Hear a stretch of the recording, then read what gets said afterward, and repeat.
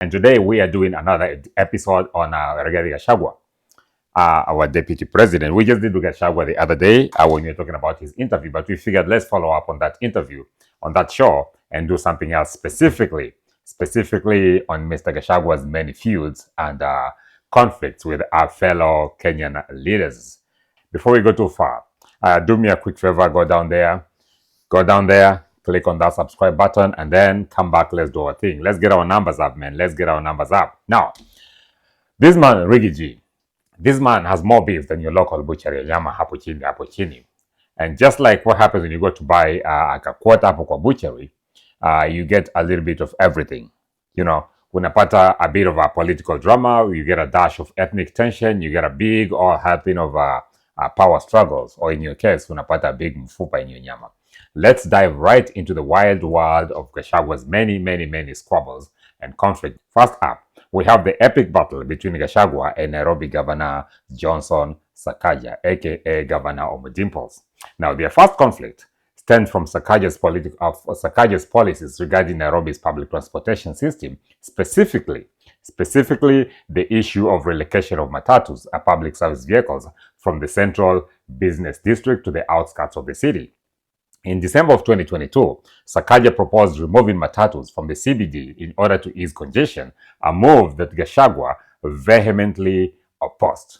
He actually gave Sakaja a stern warning to go slow on his plan to put matatus out of the CBD, Central Business District, because it would supposedly hurt small traders, particularly from the Kikuyu community. Apparently, Nairobi transportation and the business wars have ethnic undertones because, you know, what's Kenyan politics without just a little bit of sprinkling of tribal tension, right?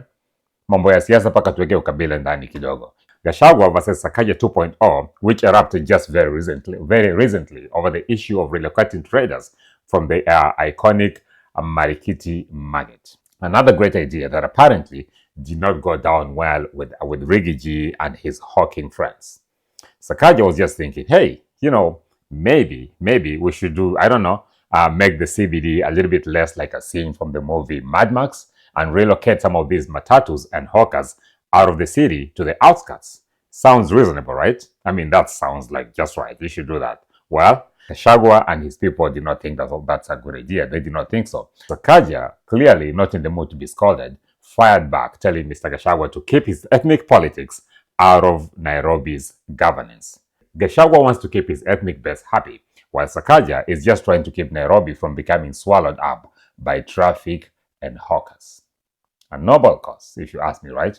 But in Gachagua's eyes, no matatu is in Nairobi means no Kikuyu votes for Sakaja. These two have been going at it since day one, and it does not look like this beef is about to end anytime soon. Next on the list, we have Gachagua's feud with Interior Cabinet Secretary Mr. Kithure Kindiki. The rivalry revolves around the distribution of power within the Ruto administration, with Gachagua reportedly feeling sidelined in the security matters, despite being the deputy president. Kindiki's prominence in security affairs has aggravated these tensions, leading to the uneasy working relationship between the two of them. This is a classic power struggle. Gachagua is like, hey, I am the deputy president. I should have more say in security matters in this country, right? But Kindiki, who, fun fact, has more responsibility over security than Gachagua, is probably thinking, it is my job. Now, the feud is so intense that it's actually being compared to the infamous Ruto versus Matiang'i face-off back in the day when Ruto was actually the deputy president under Uhuru Kenyatta. Gachagua is feeling a little bit left out. For a while, there was also the spat between Gachagua and Prime Cabinet Secretary Musalia Mudavadi, which created additional layer of tension within the Ruto administration. The overlap in their roles has led to a power struggle, with both leaders jostling for influence over key government decisions. Mudavadi, who hails from the Western region, has been positioning himself as the key player in shaping government policy under the Ruto administration, often taking on roles that Gachagua feels should be within his purview. Mudavadi is supposed to be the calm, steady hand in the Ruto government, That has not stopped him and Gachagua from engaging in an all-out tug of war over influence. Their roles overlap in such a confusing way that even Ruto himself probably needs a diagram to figure out who is doing what between the two of them. Nonetheless, Mudavadi has been getting a lot of the spotlight lately, overshadowing Mr. Gachagua. Mr. Gachagua is not a man that likes being overshadowed, not by Mudavadi, not by anybody. He likes to be the guy in the spotlight. This rivalry is more than just an ego clash. It is actually a regional showdown. Mudavadi's power base in Western Kenya is growing, while Gachagua is fighting to maintain his influence on the Mount Kenya region, the Murima region. Gachagua's leadership over the Mount Kenya voting bloc has not gone uncontested. Within the ruling UDA, multiple factions have actually emerged, with rival camps challenging Gachagua's claim to being the undisputed leader of the Mount Kenya region. Among the fiercest critics is none other than Mr. Moses Kuria. Now, Kuria did not just disagree with Gachagua, he actually went straight for the jugular, calling him a lying, dishonorable man, which is basically called for a lying son of a SOB, lying SOB. Yikes! And Gachagua also has issues with Ndindi Nyoro, a young and ambitious MP for Kiharu. These tensions between the two came to a head when Ruto visited Murang'a, leading to a full-blown political spat between split in Mount Kenya. Gachagua's conflict with National Intelligence Service NIS Director Nuruddin Haji is also another notable instance of his confrontational leadership style. Gachagua thought it would be a wonderful idea. It would be a wonderful idea to publicly criticize the guy that is responsible for our national intelligence.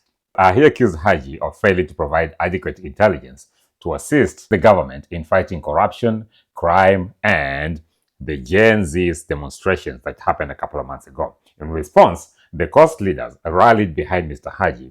Civil society groups did not take kindly to Mr. Gachagua's remarks either.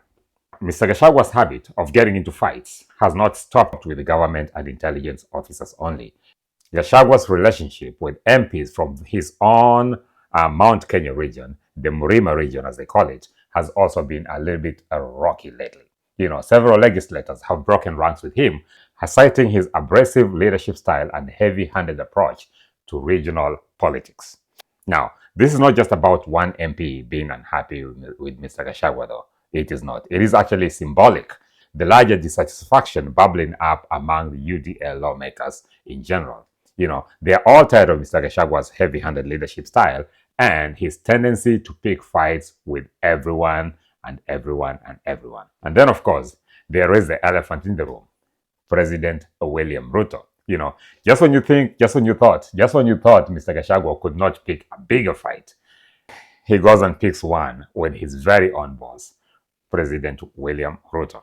Now, Gachagua is supposed to be Mr. Ruto's right-hand man, but that relationship is starting to look a little bit shaky lately. It's not the way what it was 2 years ago. Although not openly criticizing his boss, he has dared to differ with him publicly on a number of issues, on a number of occasions, which is never a really good thing if he's hoping for Ruto to pass him the mantle once his two terms expire. Recently, Ruto's closest allies have been pushing back against Mr. Gachagua, suggesting there is some serious dissatisfaction brewing behind the scenes. In other words, Gachagua's political position might not be as secure as it might appear. This internal dissent poses a big question. Can Gachagua hold on to his spot as deputy president come 2027? That is the question. Or will this constant feuding lead to political reshuffling that leaves him out in the cold? One thing's for sure, Gachagua needs to stop making so many enemies if he wants to stay in the game.